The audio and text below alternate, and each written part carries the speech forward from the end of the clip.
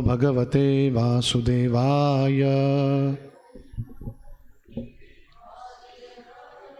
Om Namo Bhagavate Vasudevaya. Om Namo Bhagavate Vasudevaya. Reading from Srimad Bhagavatam, Canto 10, Chapter 24, verse number 13. I'll just go through the whole verse as we have less time. Shri Bhagavan Uvacha Karmana Jayate Jantu Karmanyeva Praliyate Sukham Dukkham Bhayam Kshemam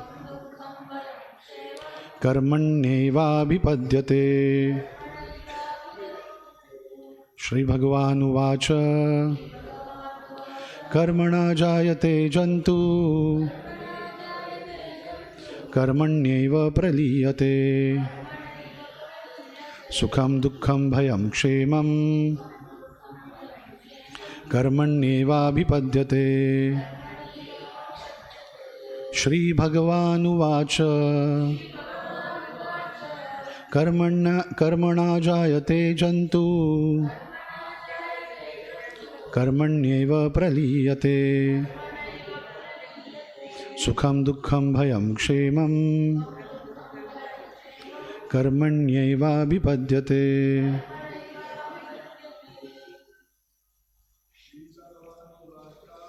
Shri Bhagavan Uvacha Karmana Jayate Jantu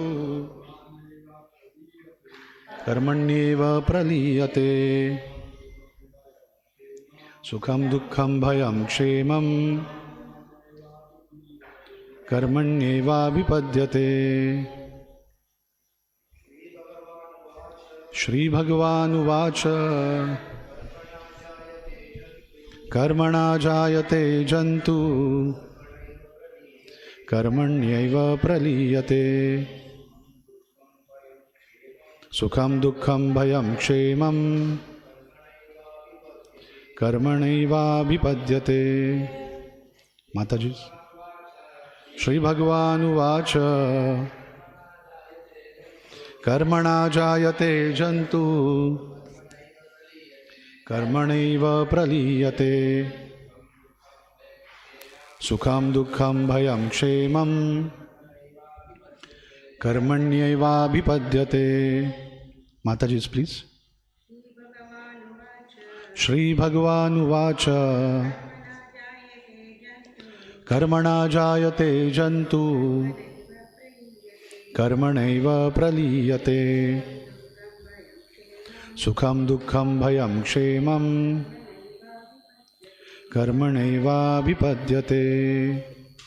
Translation and purport given by the humble disciples of His Divine Grace A.C. Bhaktivedanta Swami Prabhupada. Translation. Lord Krishna said, "It is by the force of karma that a living entity takes birth, and it is by karma alone that he meets his destruction. His happiness, distress, fear and sense of security all arise as the effects of karma." Purport. Lord Krishna minimized the importance of the demigods by speaking the philosophy known as Karmavada or Karma Mimamsa, which basically is atheism with a belief in reincarnation. According to this philosophy, there are subtle laws of nature that reward or punish us according to how we act. As you sow, so shall you reap. In a future life, one reaps the fruits of his present work, and this is the sum and substance of reality. Lord Krishna, being God himself, could hardly be a serious proponent of this mediocre philosophy. In the role of a young boy, he was simply teasing his pure devotees by preaching it. Srila Jiva Goswami points out that Lord Krishna was thinking, why are these eternal associates of mine appearing as my father and other relatives and friends, so caught up in this worship of Indra? Thus, although the Lord's main purpose was to take away the false pride of Indra, he also wanted to remind his eternal devotees that they need not divert their attention to other so-called gods, since in fact his devotees were already living with the supreme absolute truth, the Almighty Lord Himself. Namo Vishnupadaya Krishna Preshthaya Bhutale Srimate Bhakti Vikasha Swamin Iti Namani. Namo Om Vishnupadaya Krishna Preshthaya Bhutale Srimate Bhakti Vedanta Swamin Iti Namani. Namaste Saraswate Deve Gaurvani Pracharane Nirvishesha Shunyavadi Paschatya Deshatarne. Jai Shri Krishna Chaitanya Prabhu Nityananda Shri Advaita Gadadhara Srivasadi Gaura Bhakta Vrinda. Hare Krishna, Krishna Krishna, Hare Hare, Hare Rama, Rama Rama, Hare Hare. Hare Krishna. So the chapter title is Worshipping Govardhan Hill. This is quite famous and beautiful pastime of the Supreme Personality of Godhead, Lord Sri Krishna, where he lifted Govardhan Hill for 7 days and 7 nights on his little finger to crush Indra's pride. And these all verses which we are reciting now is kind of set up for fulfilling that particular pastime. Here we see that Krishna is checking with his father about the purpose behind worshipping Indra. And Nanda Maharaj is explaining that how we are dependent on Indra.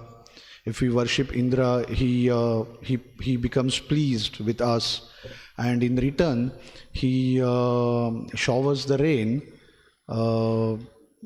as a favor, and which is very important for all the living entities. As in Bhagavad Gita, Krishna says, Annat bhavanti bhutani parjannat anna sambhava, that food is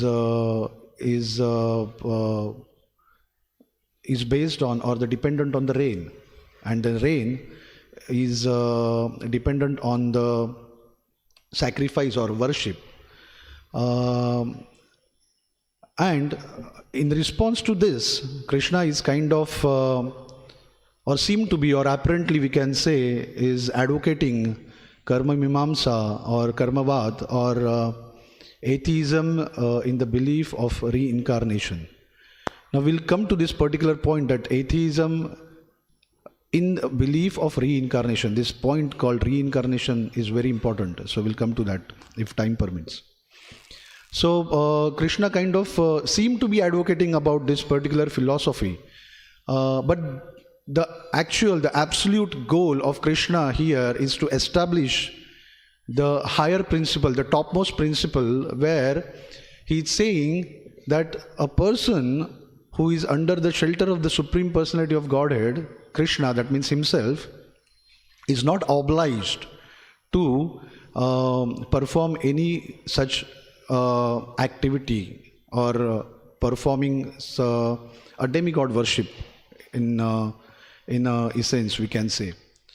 And Srila Prabhupada proves this particular point in many ways. As we all know that there are very famous examples Prabhupada has given to prove this particular point. Prabhupada gives an example of food supplied to the stomach. So when food is supplied to the stomach, all the senses, all the bodily parts are automatically nourished, because when the food is supplied to the stomach makes sure that the energy is distributed all over the body. There is one more famous analogy Prabhupada gives, is of watering the root of the plant. If we water the root of the plant, automatically all the ingredients which are required to nourish the leaves, branches are provided, because we are watering the plant, we are watering the root, which is the source of everything, and that particular source is nothing but the Supreme Personality of Godhead. The very famous example, one more Prabhupada gives, is of tube light and a powerhouse. when we switch on, we see that the tube light is giving us the light. But then, is actually that tube providing us the light? No, the light is coming from the powerhouse. From the electricity is generated from the powerhouse, and then that is been supplied to the tube, and when we switch on, that particular tube gives us the light. So Krishna is making this point very clear here, is that when one is under my shelter, need not go through this kind of activities. And that's what in Vaishnava Toshni, Jiva Goswami makes the same point in the commentary, which has been mentioned by Prabhupada's disciples here, that Srila Jiva Goswami points out that Lord Krishna was thinking that why are these eternal associates of mine appearing as my father and other relatives and friends so caught up in this worship of Indra. So if we see that what Jiva Goswami says that who is Indra to receive the worship of my eternal associates like Nanda? Though Krishna had in his mind the idea of breaking Indra's pride, he first defeated his father's arguments by taking shelter of the famous Karmavada in order to protect his human pastimes. That's what Jiva Goswami is saying. So now we'll not go into the details of this, because here this verse is more of karma. We see that in this verse many times this word has mentioned karmana, karmanaiva, karmanaiva bhipadyate. So what is this karma all about? What is the karma? Karma means what? I mean, we Indians are very good at defining karma. But yeah, karma means performing activities. I mean, activities performed by living entities is called karma. Action. And living entity has to perform activities every moment of life. One cannot say that he is not performing any activity. Even if he is sleeping, he is performing an activity of sleeping. So he is performing some action. So, and as we all know that action gives equal and opposite reaction. So the moment someone performs action, you will have a reaction for it. And the famous, again, Prabhupada proves this point that a person, when he steals a mango, he is performing that action, and the reaction would be that he would be caught up by the police and thrown into the prison. Now, this action is generally divided into two types. One is karma, nothing but good activities, and another one is bad action. So good action is called sukarma and bad action is called vikarma. So when we say that, okay, when a person steals a mango, the consequence is that, or the reaction is that he will be caught up by the police and thrown into the prison.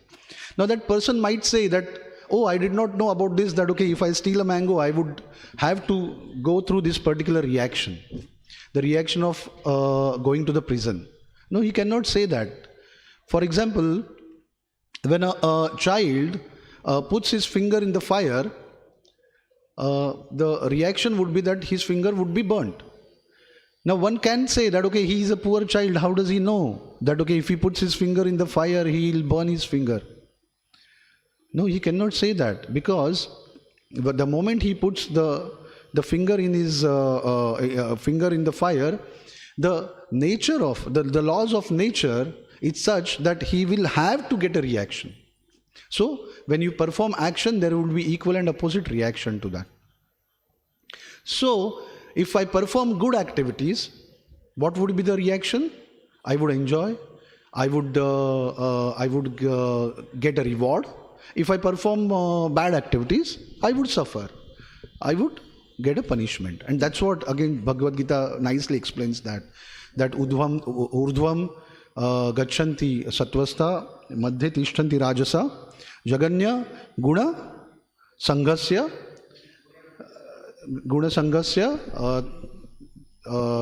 adogachanti tamasa. So again, if I perform good activities, I would be gone into heavenly planets. I enjoy there. If I perform bad activities, I would go in the hellish planet and suffer there. So now the point is that enjoy means what? What is the meaning of enjoyment and what is the meaning of suffering? That enjoyment is nothing but receiving a body through which one would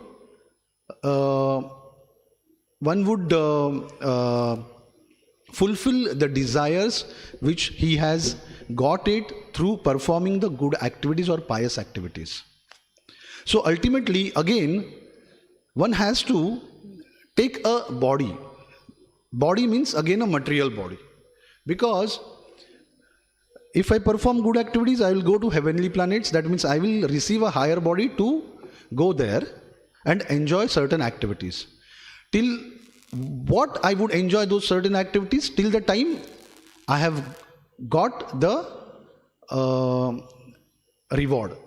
That means once I exhaust my positive points or my pious activities, I would again be thrown into a material world.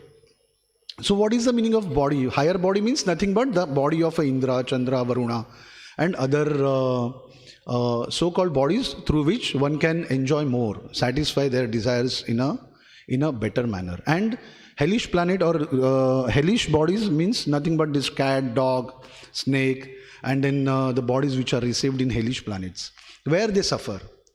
So ultimately when the suffering is exhausted is over, you will come to a stage where you will have to receive a body again to perform your activities. That means now if we say that I have got this body in this lifetime and I am going to perform the activities, I would receive a reaction. If I perform good activities, I would receive a better result. That means I would receive a better body next lifetime to enjoy. And again I have to perform activities there to make sure that to receive a better body or come back to the fallen body. So this is kind of a vicious cycle that I would take up a body in the material world which is nothing but under the influence of Karano Guna Sanghascha, under the influence of modes of material nature. If I am in the Sattva Guna, I will perform good activities, and if I am in a Tamo Guna, I will perform bad activities, and accordingly again I will have to take a birth. And birth means again Janma Mrityu Jara Vyadhi. Birth means again you will become old, again you will undergo diseases, again you will have to die. So it's a vicious cycle. It's something like I am in the elevator. Now I am the one who is going to decide whether I want to go up or want to go down. If I press a button called up, I would go up. If I press a button called down, I would go down. Now this is something based on my consciousness. Now here is the point coming as consciousness. Under the influence of modes of material nature, I am performing certain activities in that particular elevator to decide my next birth under the stringent laws of material nature. That means I am not independent. I am dependent. But I am dependent on whom? I am dependent on laws of material nature. And laws of material nature are dependent or working under the shelter of the Supreme Personality of Godhead. Because Supreme Personality of Godhead is the one who has created this particular gamut or this particular framework or this particular system or a process for living entities to come to a stage that why I have to again and again take birth, again and again die, again and again undergo these diseases, again and again undergo this particular sukham, dukkham, bhayam, kshemam as it is mentioned in this particular verse. Happiness. Even though I am happy, the misery will come because the moment I exhaust my pious activities, I am going to undergo the miseries for which I am entitled to. So this is going on, this vicious cycle is going on. So the intelligence is, that's what Prabhupada says, the intelligent person or the intelligence is to think, why I have to undergo this particular cycle of birth, death, old age and disease? Why I have to take this material body? Because the moment I take a material body, I'll come in this material world. Once I come in the material world under the influence of material modes, I'll have to perform this karma, that means activities for which I'll have a reaction, consequences. Based on that particular karma, I'll have consequences, and the consequences would be either better reward or a punishment. Now, the intelligence is that why I have to undergo this particular process. And that's when Krishna explains Arjuna in Bhagavad Gita, chapter 4, Transcendental Knowledge, verse number 17, that karmano api bodhatvam cha vikarmanaha akarmanascha. Krishna is introducing now one more point here. Akarmanascha gahano karmano gati. So that is when the particular verse translation Prabhupada gives, and purport Prabhupada gives is very beautiful. Prabhupada says that if one is serious about liberation from material bondage, karma means bondage. Bad karma, good karma is going to bind us in this particular material world. So if one wants to come out, liberate, if one is serious about liberation from material bondage, one has to understand the distinction between action, inaction and unauthorized actions. Action means karma, inaction means akarma, and unauthorized action means vikarma. One has to apply oneself to such an analysis of action, reaction and perverted actions because it is a very difficult subject matter. To understand Krishna consciousness and action according to its modes, one has to learn one's relationship with the Supreme. That means one who has learned perfectly knows that every living entity is an eternal servitor of the Lord, and that consequently one has to act in Krishna consciousness. The entire Bhagavad Gita is directed toward this conclusion. Any other conclusions against this consciousness and its attendant actions are vikarmas or prohibited actions. To understand all this, one has to associate with authorities in Krishna consciousness and learn the secret from them. This is as good as learning from the Lord directly. Otherwise, even the most intelligent persons will be bewildered. So, the essence here is why Krishna has to kind of apparently talk about this karmavad, because he wants to make sure that Nanda Maharaj, you are my pure devotee. And my pure devotee need not to undergo all these activities. So why you have to undergo this activity? You are already associating with me. You are already in action. You are already in action. That means you are already performing a karma. You are associating with me. You are serving me. You are in eternal servitor. You are an eternal servitor of me. So why you have to perform all these activities? You don't need to perform all these activities. So if you want to do anything of such kind, then okay, you worship this Govardhan because I am that Govardhan. I am that Govardhan. So you worship Govardhan, you worship me. And then all your desires will be fulfilled.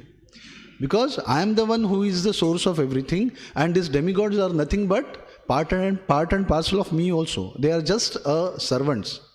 So the way, unless I don't sanction something to them, they cannot give you the desired result. So please stop this particular activity, and for that, explaining that particular thing, Krishna is kind of advocating this karmavad, atheism, in the belief of reincarnation. So this reincarnation point is very important. Even though this karmavad is atheistic philosophy, but even they understand reincarnation, they stress a point of reincarnation, not like this modern scientist or the atheist people who are living in this material world at this moment, that they say that this life is the only life and this is the life where I am going to enjoy or suffer. After this there is no life. So this is really a wrong conception propagated and presented by this modern atheist, who are saying this is the only life, so there is no God, this is the life where I'm going to perform all my activities, this is the life I'm going to enjoy or suffer. No, this is a wrong conception, because even Karmavad says that one must believe in reincarnation.